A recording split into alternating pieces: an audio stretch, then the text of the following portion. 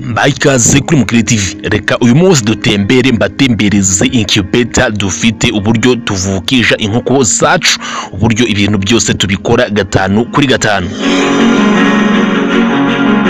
Yes, nabaye ikaze, nge nitwa Mr. Sab. Niba utarakora subscribe kuri Mukire TV, uyu mwanya wo kuba wakora subscribe,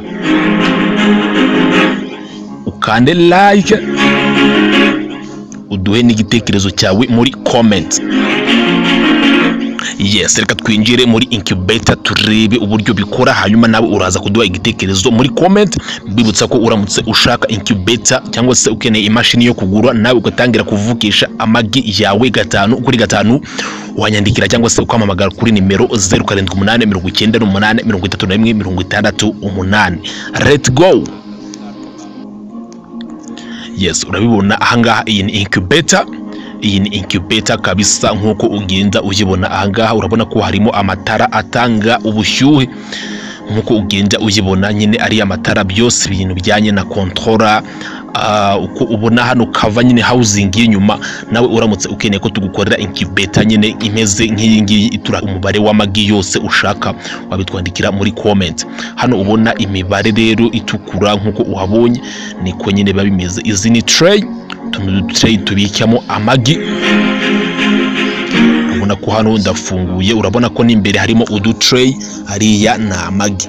Aya na amagi nyine dukoresha. Urafungura hano ukabanza ukareba ko amagi bimeze neza nyine nkuko ubibona hano kuri video ndi kugenda mbibere live. Aya na amagi ari mu tray. Iyi ni imashini ishobora kuba yaturaga amagi menshi cyane, abe 200, 300, 400, 500, kugeza ku kintu yose ushaka twayigukorera neza 5/5. Yes, hano ubona imibare y'umutuku rero niho tuyeregerera ibintu bijyanye n'ubushyuhe, tukamenya ngo amagi ari kuri temperature iyi n'iyi. Ibi byose tukwigisha kubisetinga iyo tumaze kugurisha incubator. Yes, urabona ko utuntu dutray twakoze tw'imashini za manuel, ku buryo nyine ushobora kuba wakoresha kugira uza guhindura amagi, cyangwa se ushaka ko imashini ijya iyahindura mu buryo bwa automatic. Nizo mashini zose turazikora. Yes, icy'ingenzi ni umusaruro. Hari abantu benshi cyane bagira compliqué ngo bashaka ngo imashini z'ibyuma, ariko icy'ingenzi ni umusaruro.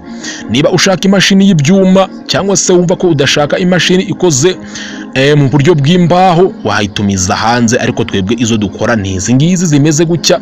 Ntabwo imashini tugurisha arizo dushopinga hanze, ahubwo twebwe tugura ibikoresho by'ingenzi hanze, ibindi tukaza kubiteranya turi hano mu Rwanda. Nyine nkuko ngo nkuko ugomba nyine kuvumbura udushya cyangwa se ugashaka uburyo wihangira imirimo, ni uburyo natwe twagufasha kuba wakorora bitabaye ngombwa ujya gutumiza imashini y'amamiliyoni n'amamiliyoni hanze. Yes, izi mashini nkuko bamwe bazinsaba zo hanze ziba zihenze cyane, ariko uje tukagukorera iyi ngiyi n'ubundi umusaruro urawubona kandi ku mafaranga makeya, nawe ugatangira kugura amagi neza cyane. Urabona ko ahangaha harimo amagi. Aya ni amagi tuba twakoresheje nyine, amagi meza abanguriye, afite size nziza, nyine tuzi neza ko aba azavamo inkoko, bityo nyine akaba ariyo duza gukoresha. Iyo ukeneye n'amagi uzakoresha mu mashini yawe, nayo twayakugurisha neza cyane. Ukeneye amagi uzakoresha muri incubator, cyangwa se ukeneye incubator nawe imashini ukajya uvukisha amagi, ibyo byose nyine ntawe turabikugurisha. Aka ni akantu kabamo amazi rero afasha mu gushyiramo ubuhehere. Iyo nyine amazi cyangwa se muri mu mashini bitewe nuko aba hashyushye, ukeneramo akantu kajyanye n'ubuhehere. Kariya kantu ubonye k'akajerekani karimo amazi afasha mu bintu bijyanye na humidity, nyine kugabanya ibintu bijyanye n'ubushyuhe bwinshi cyane bushobora kuba buri muri incubator. Yes, hano ubona imibare y'umutuku, nyine niho dusetingira ibintu bijyanye n'ubushyuhe, bityo nyine ubushyuhe tukabusetinga neza, tukamenya ngo aya magi ari kuri temperature iyi n'iyi. Ibyo byose nyine niko tuba twabisetinze neza cyane. Urabona ko ino mashini ni nziza, uburyo bwo kuyifungura buroroshye, ikoze neza nyine mu buryo nyine butabangamye kabisa. Nawe ukeneye kano kantu ugakeneye iwawe, twaza tukakakwenstarira. Icy'ingenzi nuko ubona umusaruro, aho kugira ngo uzajye gutumiza imashini mu Bushinwa cyangwa se muri Amerika baguca amamiliyoni n'amamiliyoni utayafite, wakoresha iyi ngiyi kuko nayo itanga umusaruro, amagi akavuka neza cyane. ndetse inkoko zigakura neza, kuko n'ibijyanye n'inkingo turabikwigisha nawe ukajya ukingira inkoko zawe, bityo nawe ukasanga ukujije inkoko. Urabona ko izi zarakuze, izi ngizi zamaze kuvuka ko zavuye mu magi, izi zimeze neza urazibona.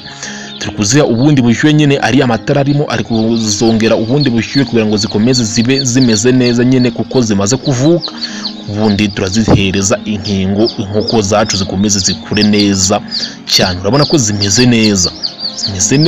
Abantu bamushaka ngo imashini zo hanze, jya utekereza ko iyo mashini yo hanze bazaguca miliyoni 10, uzazikura he? Cyangwa se baguce miliyoni 5, 2. Izo mashini nyine ziba zihenze cyane, nkuko nyine tuba tugomba kwishakira ibisubizo, nkuko bavuga ko intore yishakira ibisubizo nyine. Ubu ni uburyo bwo kwishakira ibisubizo ku bantu badafite ayo mamiliyoni yo kujya gutumiza incubator hanze zihenze. Nawe wakoresha iyi ngiyi kuko ibikora neza, tuba tuyinstara neza. Ikindi imara igihe, iyo uyifashe neza nyine ukayifata neza imara igihe. Urabona ko inkoko ziravuka kweli, ziravuka ukazikuza neza, ukaziha inkingo, nawe ukabikora neza. Intore nyine twishakira inzira, ntabwo ari ngombwa ngo ujye gutumiza iyo y'amamiliyoni hanze mu gihe utayafite. Ufite ubwo bushobozi ni sawa, ariko nkuko nyine muri Afurika tuba tukishakisha ubushobozi butaragera ku kiro cyo hejuru cyane, wagura iyi ngiyi ntabwo ugakora business ukavukisha inkoko nk'abandi bose. Ntabyo kugukangisha ngo baguze ngo incubator ngo wumve ko ari ibintu ngo bikomeye cyane utashobora kwigondera, kandi mu by'ukuri nawe ku mafaranga make yawe nk'ibihumbi 200, ibihumbi 150 kuzamuka ushobora kuba wabona akamashini nawe kakuvukisha kakaguturagira amagi, bityo nawe ugakuza inkoko bitabaye ngombwa ko ujya kwirukanka kuri hariya makuza inkoko, kuko akenshi usanga bamwe banazihendaho cyane. Yes, usanga izo mashini zihenze cyangwa se izo nkoko bavukisha zihenze, kuko n'ubundi ni ibintu byumvikana incubator baba bazikuye kure cyane nyine kandi zinabahenze. Ariko nawe ni uburyo buciriritse nawe wakikoreshereza, nawe ukavukisha inkoko ku giciro cyo hasi kandi ukabasha kubona umusaruro munini cyane. Yes, ni igiciro gito ariko ukabona umusaruro munini. Ukavukisha inkoko zawe kuri incubator yawe, wikontorora neza ibijyanye n'inkingo tukabigusobanurira, ndetse n'amagi. Ibyo byose akaba ari ibintu ugira ubumenyi bwiza kandi buhagije. Urabona ko ino mashini kabisa imeze neza. Uburyo bwo kuyifungura ni uburyo bworoshye, ndetse no kuvukisha amagi, gukuramo inko, ibyo byose ni ibintu biba byoroshye. Urabona ko ahangaha harimo izatangiye kuvuka, nkuko amagi nyine amara iminsi igera muri 21 muri incubator, mu minsi za 18, 19 gutyo iza mbere ziba zatangiye kuvuka. Nyine hari uburyo tukwereka bugufasha kuzivana mu bishishwa by'amagi, ndetse ukabasha kujya ucekinga agace k'inyuma ngo urebe ko umushwi ubwitose cyane.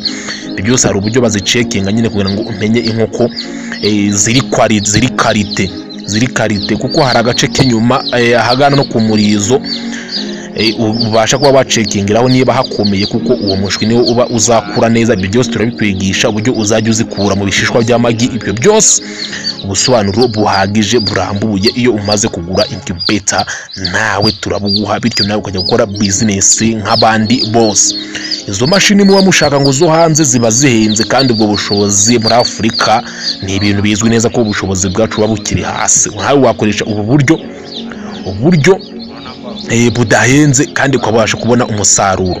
Ibaze ko nyine ahangaha tuba tuvukisha inkoko nka 500, inkoko 1000, kandi tukazikuza neza nta kindi kibazo duhuye nacyo, bitewe nuko n'inkingo byose tuba tubifite, bityo zigakura neza. Yes, no tuvukishije inkoko 1000 zigakura neza, why not nyine wakomeza kumva ko ngushaka incubator ngo zo hanze ngo ibiki ngo z'ibyuma, kandi mu by'ukuri baraguca miliyoni 5 ugasanga izo miliyoni ntazo ufite, ndetse no kuyinjiza mu gihugu nyine byose aba ari process ndende cyane. Ariko mu by'ukuri uburyo buri simple bworoshye kandi bwagufasha kuba nawe wakora ibi bintu ukabona umusaruro kandi bitaguhenze, ari uburyo watugana nyine ukaduhamagara cyangwa se ukatwandikira kuri nimero 0788933168, ubundi ibintu bikagenda neza cyane, nawe ugakora ubworozi nk'abandi bose.